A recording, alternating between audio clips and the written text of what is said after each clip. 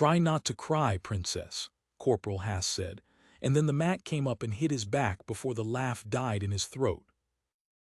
I was standing against the wall with the rest of Bravo platoon, watching the combative session, and I will tell you honestly that I had come in expecting an uncomfortable few minutes and a lesson about the chain of command.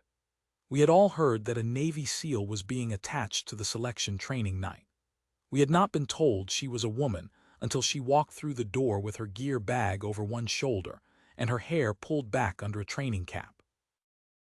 The room's noise went down about 3 levels in the first 2 seconds. Not silence, we weren't young enough to go silent at something unexpected. But the conversations dropped and the heads turned, and there was a brief recalibration visible in the room the way you can see a wind shift visible in grass. Haas had made his comment quietly, the way men make comments they know will land in a group even if they're not directed at the group. Half the room heard it. He knew that. That was the point. He was Bravo's combative standout, certified to level 3 civilian blue belt, and he had a history of being the last man standing in the rotation, which gave him a certain position in the room that he did not want adjusted. She had looked at him. Just looked at him. No heat in it, no wounded expression, no warning. The look of a person who has been in rooms with men like Haas before, many rooms, many Haases, and has learned that the response that works is not the one that looks like a response. The kind of look that does an assessment, files the result, and moves on. Then she set her bag down on the bench along the wall, unzipped it, pulled out her mouthguard case and her tape, and asked the training controller who was first. The training controller, Sergeant First Class Odell, who had been running these selection nights for 4 years, and had the face of a man who had seen every version of this, said Haas was first on the rotation. Haas was 6'2" and 230 pounds, and he had 3 combative certifications on his service record, and a blue belt in Brazilian Jiu-Jitsu from a civilian program. He stepped onto the mat with the kind of relaxed confidence that comes from being the biggest and most credentialed person in the room. He reached for her in a collar-tie position, which is standard, which is the entry move. She wasn't there. She was inside the grip before it could close, and her hips turned, and his own weight and momentum did the rest. The mat hit his back at the full travel of a proper hip throw. He lay there for the half second it took his body to understand what had happened.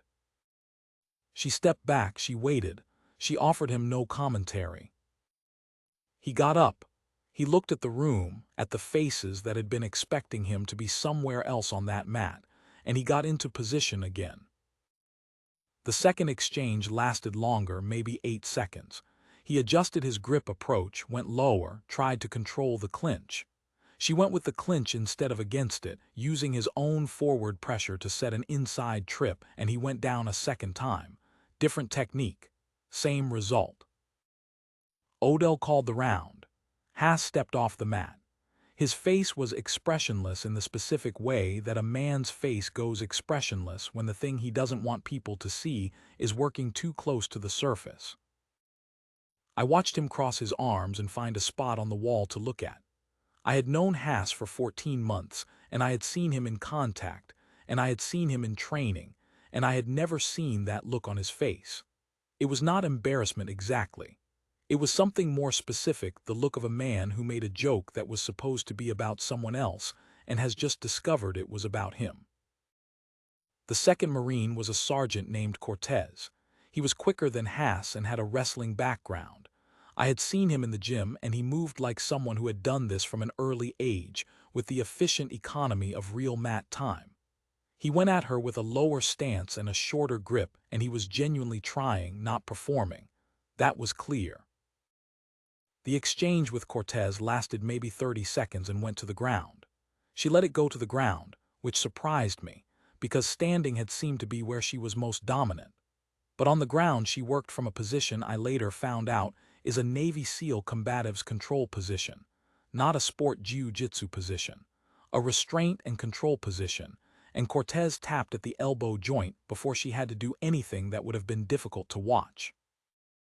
She released immediately, clean, clinical, no theater. Cortez sat up and looked at the floor for a moment and then looked at her. He said, "Good technique." She nodded. She did not say anything else. She got up and waited. The third Marine was Lance Corporal Bren, who was young and quick, and who I think genuinely did not know what the previous 2 rounds had told him he was stepping into. He went fast and aggressive, the way young fighters go fast and aggressive, and she let him come and use the speed. He was on the mat in under 10 seconds from a throw I did not see clearly enough to name, an inside movement that used his own forward velocity as the primary force. He got up looking confused rather than hurt. That was the right look. She hadn't done anything to him that should have hurt. She had just redirected what he brought.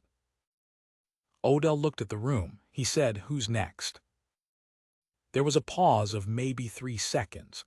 Not reluctance, or not only reluctance, something more like recalibration. The room was reassessing a situation it had defined incorrectly 40 minutes ago. Lance Corporal Fenwick stepped up fourth. Fenwick was the platoon's designated unarmed combat trainer, which meant he ran the unit's morning combatives warm-ups and had the most mat time of anyone in the room except possibly Haas. He was also the most technically disciplined. He went in without trying to muscle it, staying patient, working angles. The round with Fenwick was the longest of the night, and it went to the ground twice. The first ground sequence she won by position, establishing a controlling frame that left Fenwick unable to generate force from any angle he tried, and when he recognized it and stopped generating force, she let him up. Smart. The second ground sequence she ended with the same restraint and control position she had used on Cortez. Fenwick tapped at the shoulder. She was already releasing when his hand came down. Fenwick stood. He said, "Where did you train?" She looked at him.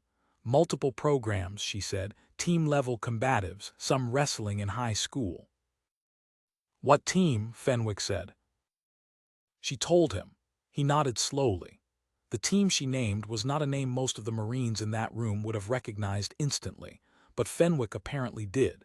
His expression shifted in a way that told me the name had given him context he had not had before.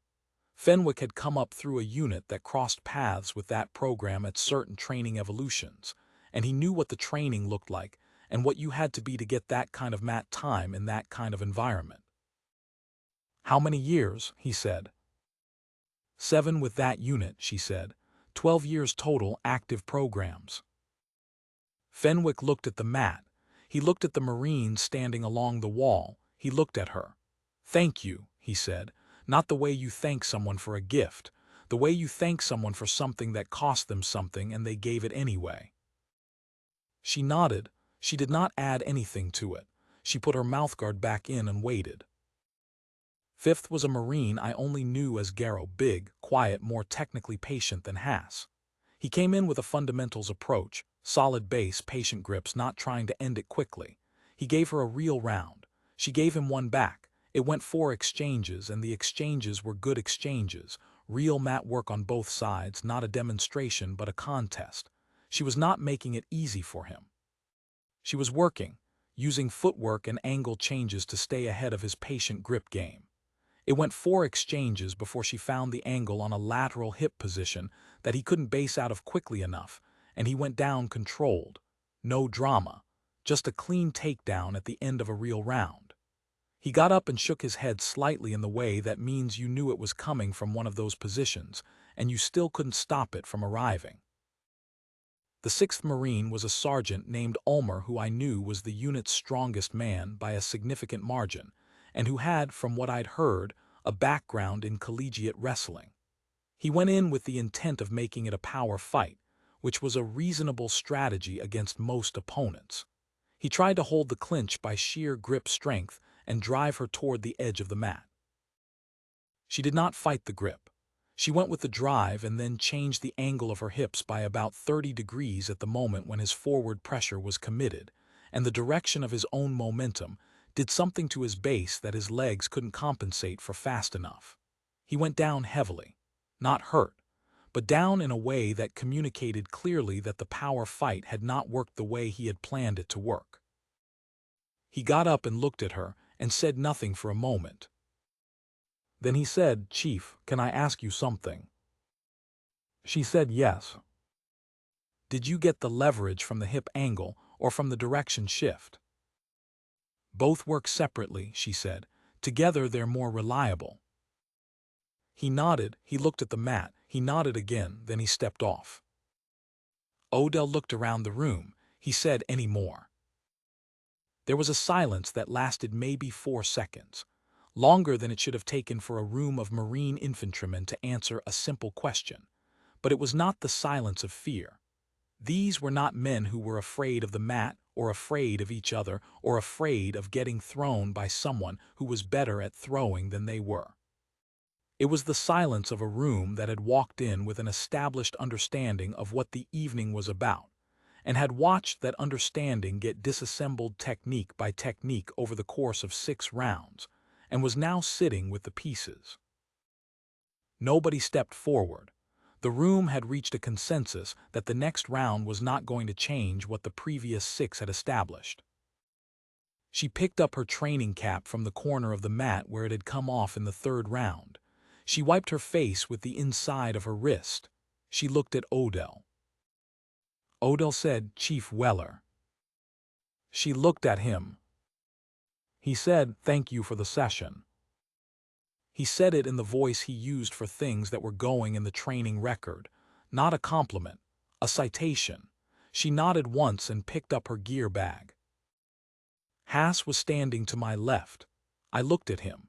His arms were crossed and his face was doing the adjustments that faces do when a man is finishing an argument with himself in real time. He looked at the mat and then at her and then at the floor. He did not say anything. I do not know what he said later in private to anyone. I know that at the next selection night, he was the first man to shake her hand when she came in, and that when the training controller asked for volunteers for the first rotation, Haas put his hand up and stepped to the mat with an expression that had nothing of the princess comment in it. He got thrown again. He tapped to the same control position the others had tapped to. He got up and said, "I want to learn that hip angle." She said, "After the rotation." She went through the next rotation clean. Haas stayed and they worked the hip angle for 40 minutes after the last Marine had left the mat. I saw it through the window when I came back for my gear. She never brought up what he'd said before the first round. She did not need to. The 6 rounds had covered that ground better than any conversation could have done, because conversations can be argued and technical demonstrations at the end of a proper hip throw cannot. What I remember, thinking back on that selection night, is not the throws themselves. I have seen good mat work before. What I remember is the quality of the room's attention over those 6 rounds. It shifted after the first throw. It shifted again after Fenwick went down. By the time Ulmer stepped off the mat, the room was paying the kind of attention that is not performance and not politeness but genuine investment in understanding what it was watching. She had earned that attention by the end of the 2nd round. She kept earning it through the 6th.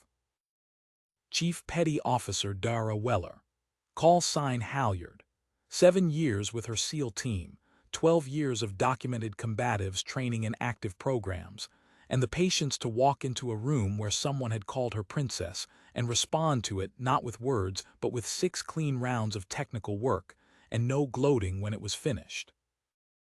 I never heard her called princess again, not in that unit and not in any unit that had been in that room that night. Haas saw to that. He didn't make an announcement and he didn't give a speech. He just stopped laughing at things he'd been wrong about, and when the next rotation came in and someone made a comment about the SEAL attachment, Haas said one sentence and the comment stopped. That's how respect travels, one room at a time, one man at a time, usually after someone gets thrown.